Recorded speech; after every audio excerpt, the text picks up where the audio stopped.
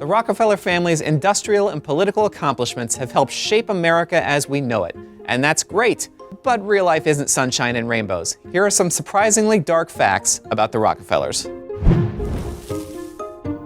A good place to start is William A. Rockefeller, the father of John D. and William Jr., his sons who would go on to become titans of industry and amass tremendous wealth. William A., however, was a con artist who used to pretend to be deaf and mute while he was working as a traveling salesman, selling completely useless miracle pills.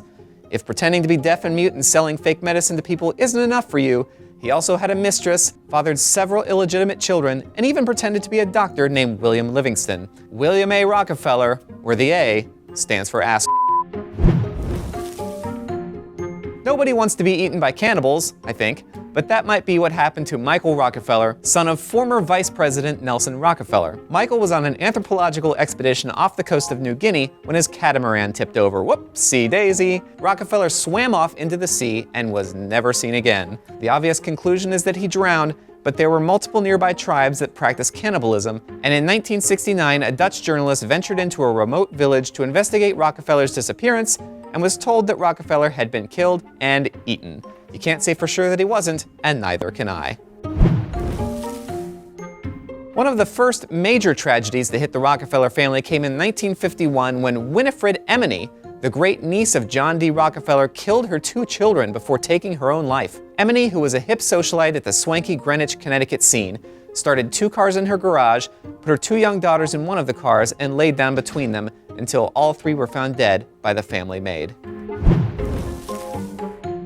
In September of 1913, nearly 11,000 coal miners in Colorado went on strike against the Colorado Fuel and Iron Corporation, which was owned by the Rockefeller family and Standard Oil. In response to the strike, the workers and their families were evicted from the company-owned housing. However, the workers maintained their resolve and set up tent communities nearby to continue the strike. That's when guards under the employ of John D. Rockefeller Sr. went in, killed the strike leader, and then began shooting at families fleeing the scene.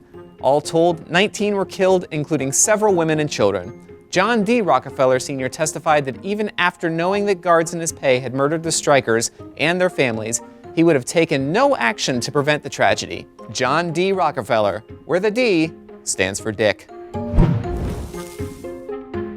Finally, in 1918, the Rockefeller Foundation helped to create the Eugenics Society of Sao Paulo, directly financing programs aimed at breeding out the poor and disabled and making everyone else in Brazil a little more, white.